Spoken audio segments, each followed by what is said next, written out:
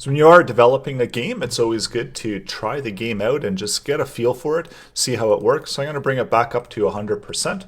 We're going to hit Start Game, and our first instruction is to select a case. So this is the case that the user is going to store, and then they're going to be able to select additional cases until the next offer, and an offer, and offer, and so on, until they run out of offers, and then they eventually get their selected case. So the objective now is to make a selection of the case. And we don't have a whole lot happening. So this is our next step where we're picking up the case value that's been sitting in there, but we're not doing anything with that value. So that's what we want to accomplish in this lesson is apply the check case function and do something more with when we're doing the checking of the case. So right now we're just getting the target value. So let's go ahead and add in a brand new class. This is going to be the muted class, and this is the one that we're going to apply to the elements as they get clicked. I also want to make sure that the game is in place, so where we set that game object in play, make sure that this is true before we continue or before we try to do anything within this function. So save and let's start the game. So everything is still working as expected. And now we can make a selection and we've got it in play. So with the target that's been selected, this is where we want to apply the muted class to. So class list add, and the class that we're adding is muted. So let's see how the game is so far. So select one, and you can see that as I click them, they get grayed out. So what else should happen at this point is that it should gray out, or it should disappear off the sidebar menus. So we need to make sure that we can select that from the existing array that we constructed.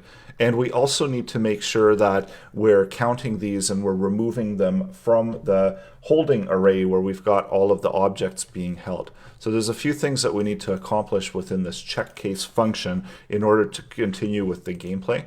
So the objective is to find out and determine what the value in games array is. So we had that game holding array. So if you console log out the game and holding array, you can see all of the content that's contained within that game holding array. So let's close that, click one of the cases, and we don't have anything right now within the game holding array.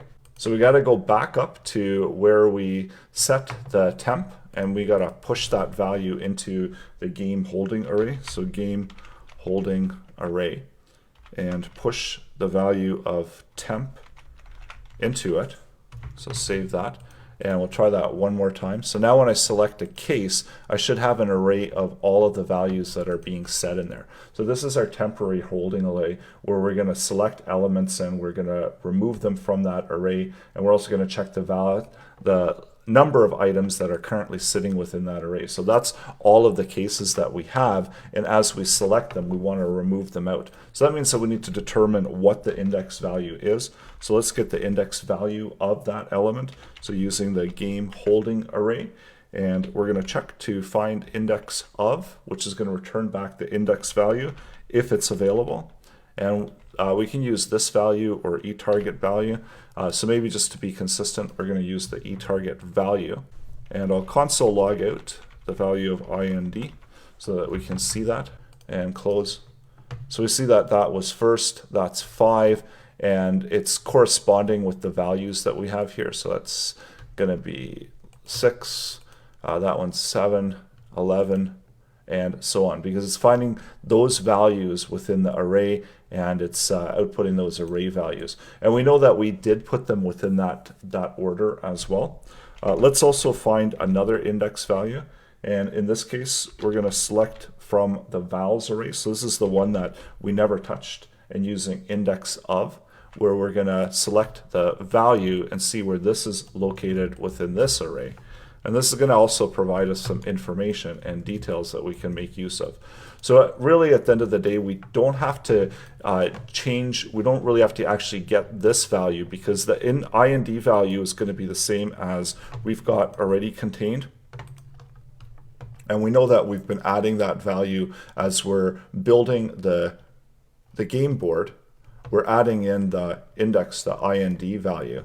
So when we make a selection, we can get the IND value, and that should be the same +1 on one of the index values. So let's press 4, and we see we get 3 for the index value, and then we get 4 for the value that's contained within where it's located within the array. So that was number 4, and it's actually within the array itself, it's number 3. And 4 holds the value of 1. We look in the game holding array. So for the item with index value number 3, because we know that it's the third one in, because arrays are 0 based, so 1, 2, 3, 4, and that's returning the value of 1. So that's where we can get that value from that index array. And we can also see when we're checking to see that index value, we're returning back 3, and we also know that this value of 1 is the first one in the vals index. So now that we've got all of this information, we can make use of it. And we don't actually even need to check IND because we already have it contained within the target. So that's a double there. And if you're looking to pass those values, that's one of the ways that you can do that. We should also, as we're removing the option, I don't want to be able to keep continuously clicking it. So let's go ahead and we're going to add or remove our target. So selecting the element once again. And as we remove out the target, we're also going to remove out the event listener. And the event listener is going to be the click event. And it's listening for the check case. So it's invoking the check case function. So that means that once we click something, we can't keep pressing it. It's only going to allow us to press it once. And that's ideally what we want to do. Also, let's check and get the length of the items within the game holding array. So we want to know that there's how many items are left in there. So game holding array length.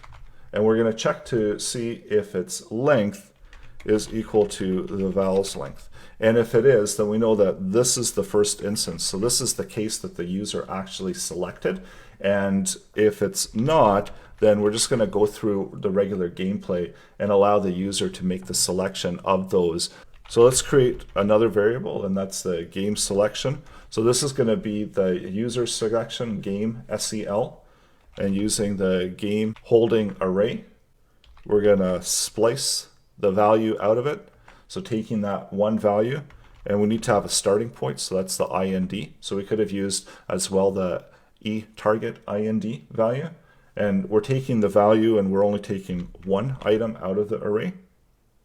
And we also want to base, and because we're going to be returning back, just as we saw before, that we're selecting it within an array base. So we only want to return back the value without being within wrapped in an array. So that's where we're breaking out of, and we're getting that first entry back. And let's type in temp. So we need a variable that's going to hold the next value. So temp case next is going to be the game, and subtracting the game offers. And this is where the game offers are going to come into play. And we're going through and moving over to the next game offer. So we can use the offer made value in order to accomplish that. So we're getting that value out of the array. So I know it's getting fairly complex, but I will run through it one more time, because we need to know how many cases the user has to select next. And we're going to send that into the pop-up message. So that's what all of this was really calculating out, how many cases and for the message that we can provide the user. So we're providing them which case they selected. And again, it can be this or target. So either one is fine. So the target IND. So that's the case that they selected, the case number. Always think about it from the player's perspective when they're playing the game. They need to know what's coming next, and they also need to know what's happening within the game. So we tell them that they've selected the case that they've selected, and also within the pop-up, we're going to tell them how many cases they have until they receive an offer. So they need to select this number of cases before the offer. I'm also going to update this to do a word wrap so we can see the content better. Values that we're writing. So I know it's a long statement there. So now when we make a selection, we can go through and it'll say select a case, click any of the cases below.